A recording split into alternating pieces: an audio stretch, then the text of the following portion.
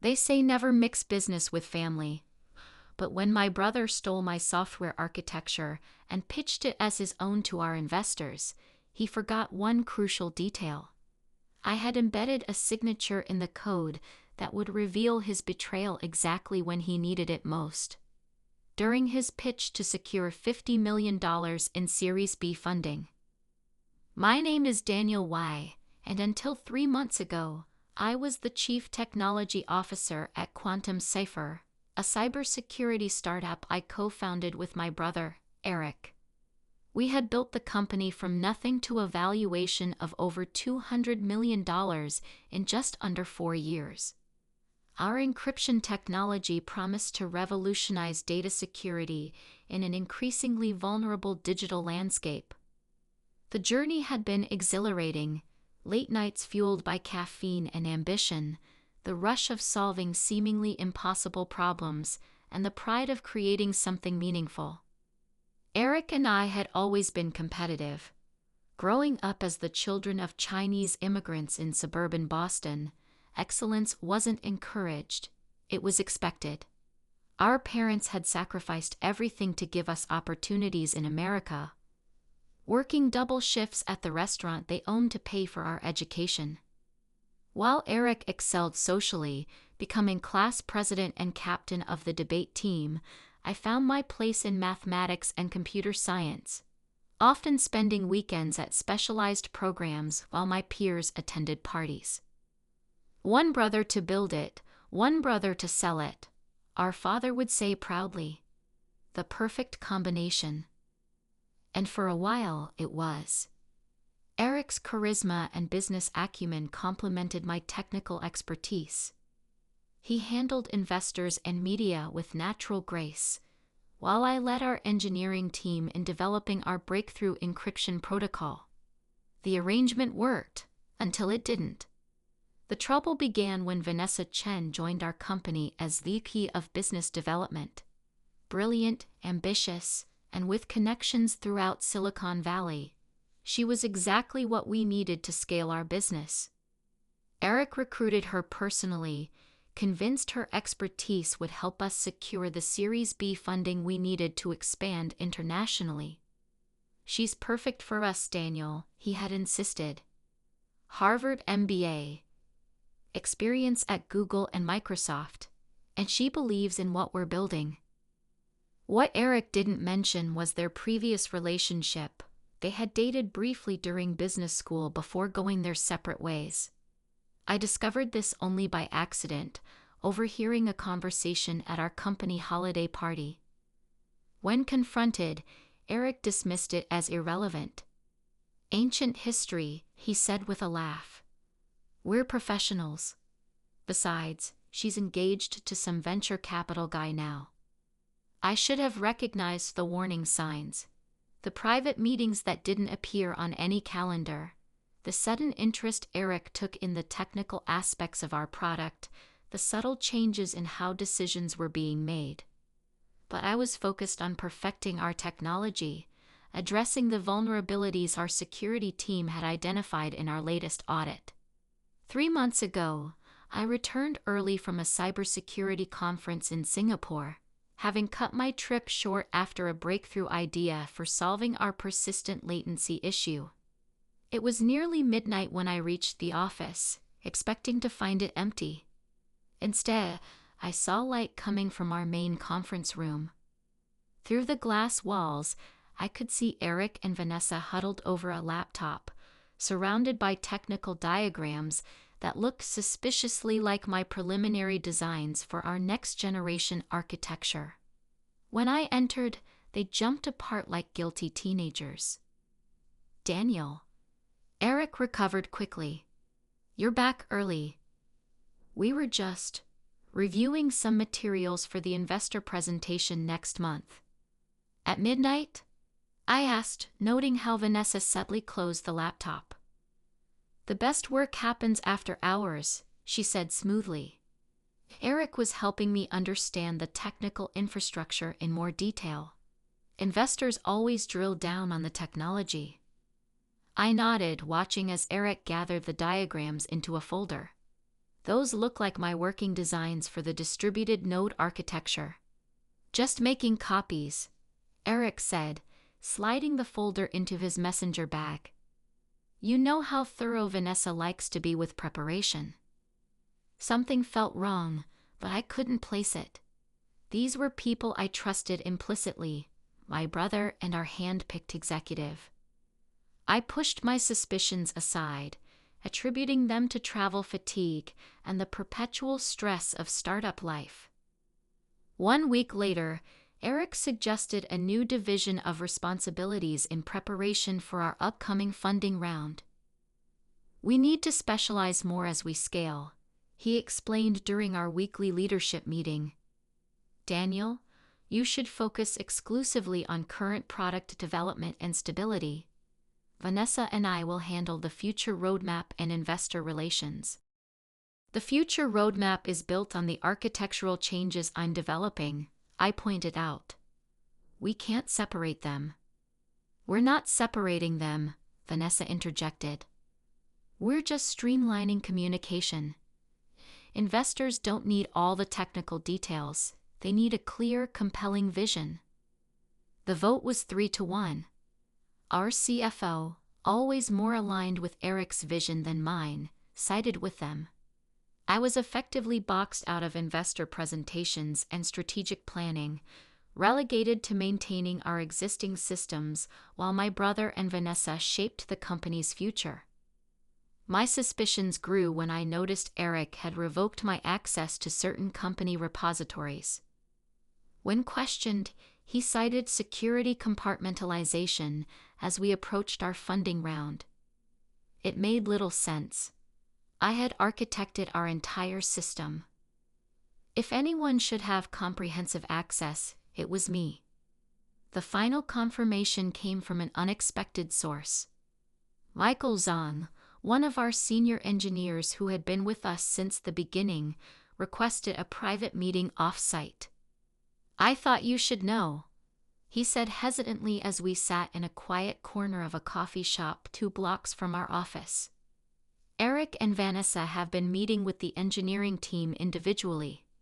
They're gathering all your design documentation, asking detailed questions about your methods. They're doing due diligence for investors, I suggested, still reluctant to believe the worst. Michael shook his head. No, Daniel.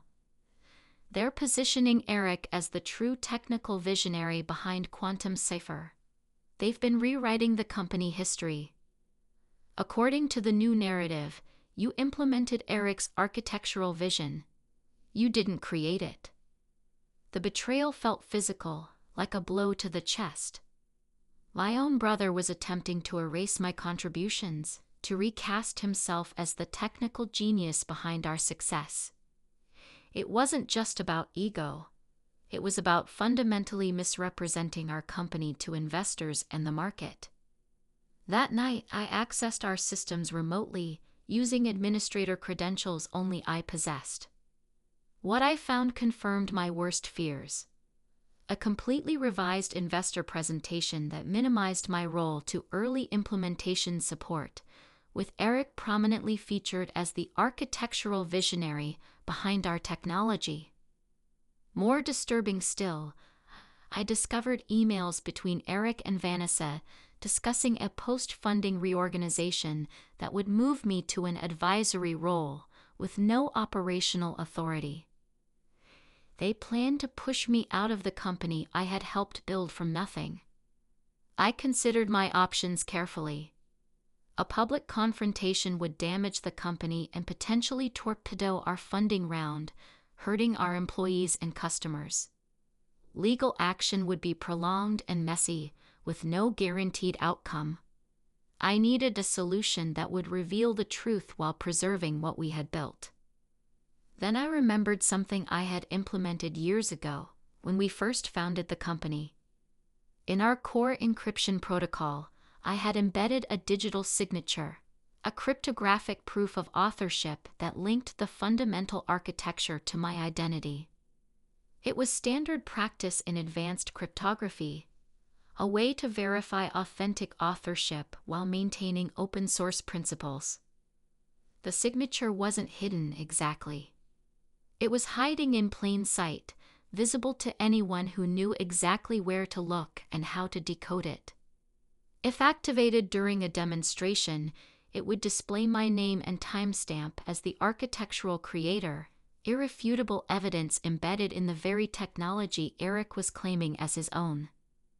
I made my decision. Rather than confronting Eric directly, I would let him continue with his plan.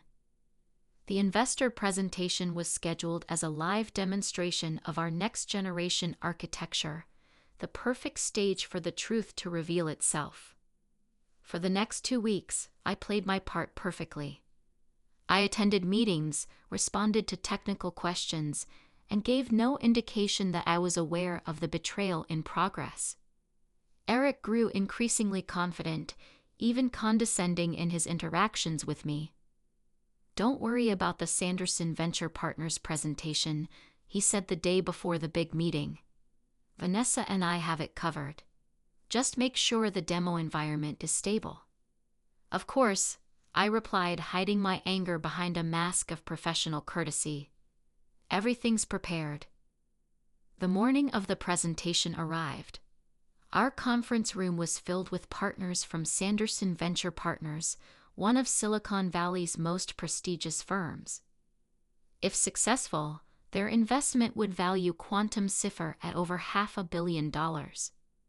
I sat quietly at the back of the room as Eric began his presentation, watching him smoothly take credit for innovations that had kept me awake for months, for architectural insights that had come to me during countless solitary hours of work. Vanessa stood beside him, occasionally adding market context to his technical claims. "The distributed node architecture you're about to see represents a fundamental rethinking of encryption protocols," Eric explained confidently. "I developed this approach to solve the inherent vulnerabilities in traditional encryption methods." He nodded to our technical team to begin the live demonstration. On the large screen behind him, our system initialized, displaying the elegant, minimalist interface I had designed. Everything seemed to be proceeding according to plan, his plan. Then, as the core protocol activated, something unexpected happened. A small window appeared in the corner of the screen, expanding rapidly to display a message. "Architectural ATTNTICAT1PROTOCOL activated.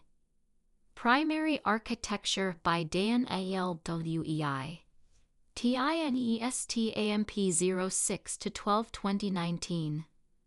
Unauthorized ATTRIBUTION DTGCT." The room fell silent. Eric froze mid-sentence, his expression shifting from confidence to confusion to barely concealed panic. "What is this?" asked Catherine Sanderson, the managing partner at Sanderson Venture Partners. "A security feature," I said, standing up from my seat at the back of the room. "One I implemented when I designed this architecture 3 years ago.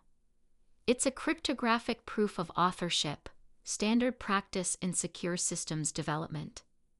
Eric attempted to recover. "Daniel worked on early implementations, of course.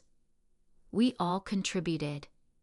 "The timestamp and cryptographic signature are immutable, Eric," I interrupted calmly. "They're embedded in the core protocol. You can't change them without breaking the entire system." What followed was the most uncomfortable 30 minutes of my professional life. With the evidence undeniable, Eric and Vanessa were forced to admit their deception. The Sanderson partners, initially angry at being missiled, eventually appreciated the irony. A security company whose own technology had secured the truth about its creation. "We invest in integrity as much as innovation," Catherine Sanderson said as the meeting concluded.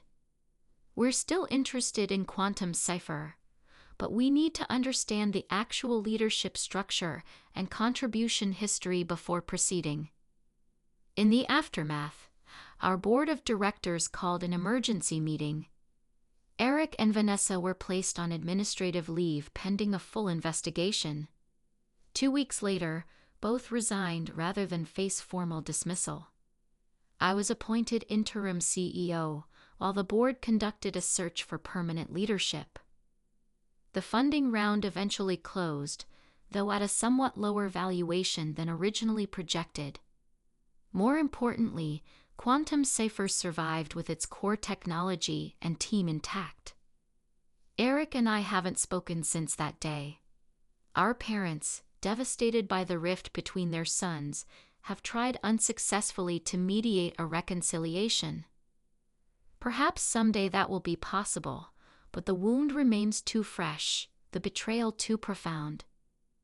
Yesterday, I received an email from Eric, the first communication since his resignation. It contained only a single line. "You always were too clever for your own good." I didn't respond. Some messages don't require an answer. As for Quantum Safer, we're thriving under new leadership. I returned to my role as CTO, happier focusing on technology than corporate politics. Our Series C funding closed last month, validating both our business model and our commitment to integrity. The experience taught me something valuable. In business as in programming, it's wise to build in safeguards, not out of paranoia, but pragmatism. People may surprise you, and not always pleasantly. The right validation check, implemented quietly but effectively, can be the difference between vulnerability and security. Sometimes the most important code you write isn't the one that runs your business. It's the one that protects your legacy when others try to rewrite your story.